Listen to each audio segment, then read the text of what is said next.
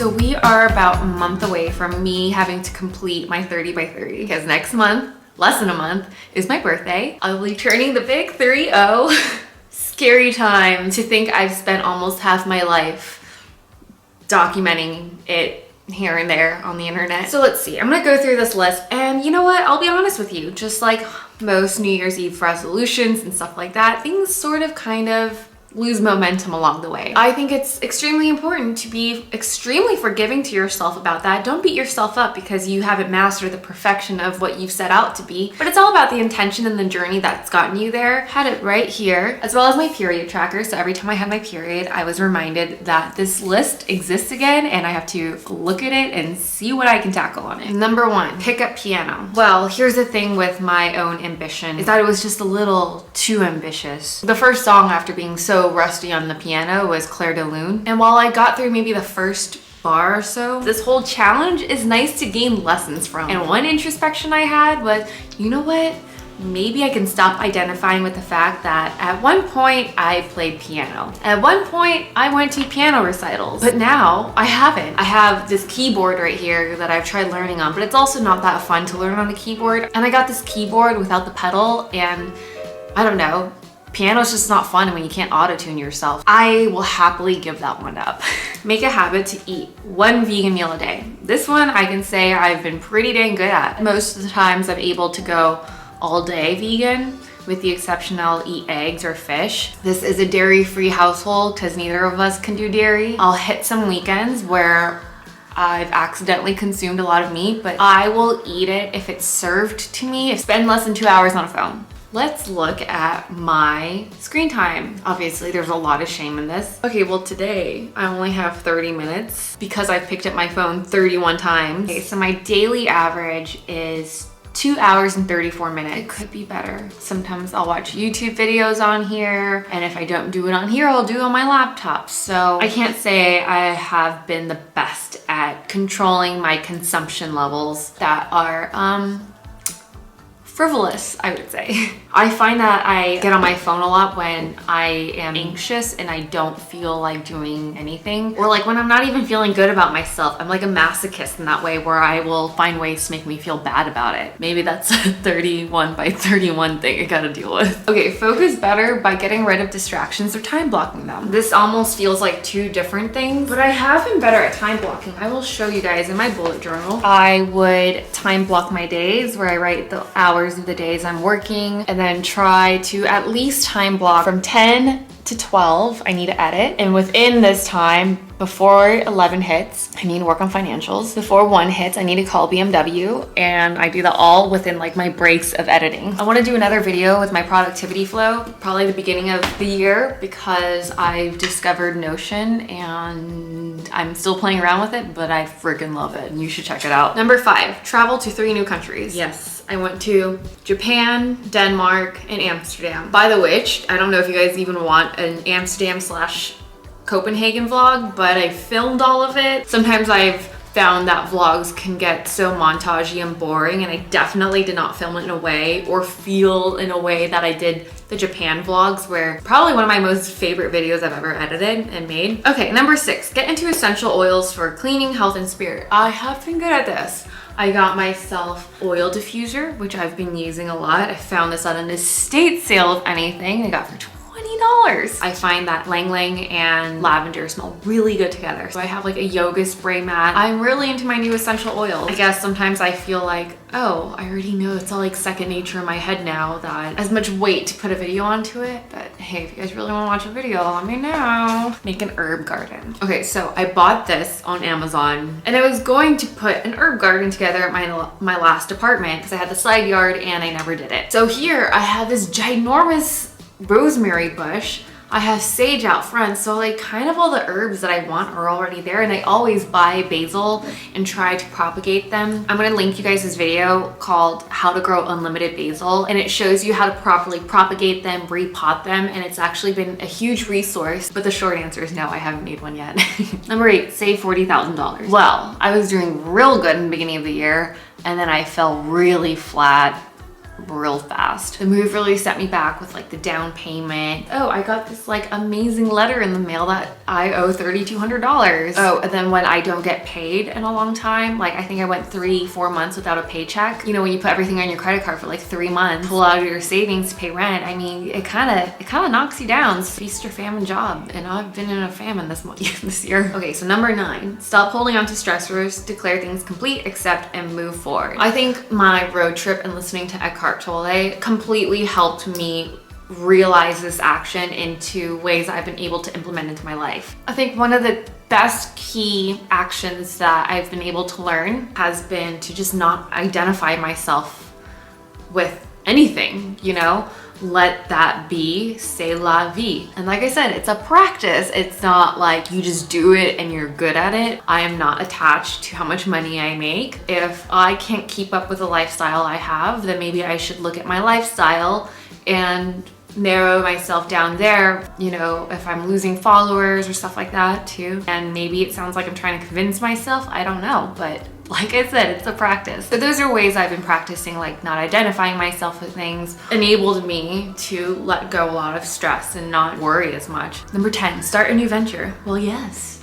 It's called Ward. Are you joined? Because it's an amazing community of a bunch of people and you should join. It's like one big giant group chat on this platform called Slack. So that is my new venture. I don't know where it's gonna take me. I don't know what I'm gonna do with it in the long term run, whatever. And I bought a domain for it. So that's, I think, officializes it now. Marie Kondo my whole apartment. So while I didn't get to do this, I basically kind of did during my move because I was able to look at everything. And I feel like I've been trying to abide by that. I mean, my living room is actually quite bare. And I like it like this. And I don't have a whole lot, although of course my stuff is much more spread out. Number 12, practice Vietnamese and Spanish more. Chị đang tập tiếng Việt chút xíu thôi với bố mẹ của chị. Lên cái phone này á, chị tập tiếng Việt trong cái app này gọi Duolingo. Vì trước, chị không có biết tập tiếng Việt, so chị làm hết mấy cái lessons này. Trời đất ơi, chị làm giỏi quá. Y por mi español. Well, and I usually like to practice with my friends, but and then at that point I'm just like way too embarrassed to even try to attempt speaking Spanish, so no, I haven't. Stretch at home at least once a week. Well, I haven't been doing it at home per se, but I've been going to yoga. Number 14, take a solo road trip. That was one of my more proud moments of this year. 15, start helping my parents out with money. Well, I can't even help myself with money, so sorry, Mom. Number 16, finish one book. Now, how embarrassing is it that I haven't? I am very ambitious. This is the book I started off with. The Argonauts. This is by Maggie Nelson because I saw her during a panel with Miranda July, which, by the way, does Phoebe Waller-Bridge remind anyone of like a modern day Miranda July? Anyone else? Miranda brought on her guest Maggie Nelson, and I was just so deeply invested in every word she was saying because she was such an incredible storyteller. I'm actually almost halfway done with the book, but now that I'm skimming through this, I don't remember anything. The way she writes is just too sharp for me because I was kind of more expecting a story, but these are truly just kind of jumbles of thoughts. Anyways, it was just far too advanced for me. We have a book club in Ward. August's book was this one, On Earth We Were Briefly Gorgeous by Ocean Vuong. And I didn't read this during the book club because I was trying to finish The Argonauts. So much easier for me to read and so beautiful. So I actually just picked this up a couple days ago. Hopefully I can finish this before I turn 30 because it would be great to have some new knowledge and some literary experience before I hit 30. Number 17, practice more gratitude and vulnerability. I guess. Maybe, I don't know. Sometimes it's hard to say. How I like to practice vulnerability is sometimes you just have to be the one that opens up first. But maybe, I don't know. Let's go back into that maybe next month. Number 18, stop defending myself by knowing my grounds and values, not self-betray. We all have, you know, quirks about us that annoy other people, and I think mine is that sometimes I come across too defensive. You know, I wrote this before even learning about Eckhart Tolle. Would have to say the practice of releasing the ego and not identifying with my beliefs, because if you're so confident and you just believe what you believe and you can't let anyone waver that, or that you can accept that someone else can have a different point of view than you, and no one has to be challenged nor compromised in the process of disagreeing, then that to me has given me peace. Once you release your ego, you sort of release this idea and this version of yourself that you protect because you've constructed. Well, let's just not define things anymore, and let's just let things be and let our actions speak for themselves. Unlabeling and not labeling things anymore has really helped me not label myself, you know, like you only explain yourself when you have to label yourself, correct? And you're in the middle of an effort, you're really just like trying to convince yourself. It's almost like that in itself is like a defense mode. That is the ground that I can stand on, is that I know where I'm coming from. I know my intentions and I feel good about them because I believe I'm trying to do the best for myself and the people around me. That was my TED Talk. Thanks for listening. Okay, number 19, get deeply involved with the charity or organization. I regrettably have not. But please let me know if there's anything I could get myself more involved in. It's a holiday season coming up. It's a time of giving, and I think that's a perfect opportunity for me to really delve into that. Number 20, read and offer more tarot. Well, like all of my habit, this one got through by the wayside, but I still read for myself. Actually just did a nice 10 card spread for myself. I actually thought about like doing a Fiverr where like for $5 you can get like 5 minutes or 10-minute reading or something like that. I might offer it to some people on board. 21, send more handwritten cards. I should get better at it. I actually was talking to this girl about creating some stationery. That conversation kind of fell flat. I lost the ball on that one, so maybe I'll pick that one back up so I can go into 2020 with some new stationery and then actually apply these. 22, keep more plants alive. Yeah, I would have to say, although some of them didn't do too well in the move. I lost all the leaves on this guy in the move. Now I have all this space, not just in here, but out there. But I'm also buying more plants too, so I don't know. 23, meal prep a few times. Yeah. I do it in a way that doesn't seem Pinteresty. It's more so that I'll like make a big batch of soup. My go-to meals lately have been like burrito bowls, salads, soups, and sandwiches. I'll like pack him lunches so we can save some money. But yeah, I kind of meal prep, but I don't necessarily go like the whole thing where I'm like roasting a billion vegetables and then, you know, doing all that stuff. So do a hiking and camping trip. No, I have not done that yet. But does glamping on my solo road trip count? I don't know. 25, journal my thoughts and feelings more. Well, let me just show you what my journal now looks like. Since my 30 by 30 list, compared to before, which is like zero journaling, Alex Keneally was doing this thing where she had a trigger journal where every time she was triggered, she would write down what triggers her, and I think it helps you start to see a pattern within yourself. It's been a helpful prompt when I'm like, oh, I'm feeling something. Oh yeah, I should write this down. What I'll do now is like sometimes in days where I feel like I should talk about something like, oh, I'm having a bad mood day. Why am I having a bad mood day? Well, I'll write that in between the journal day-to-day entries. So, you know, I try to keep it really flexible. 26. Have and enjoy more days without purpose. Hell yeah, I've been doing that. Are you kidding me?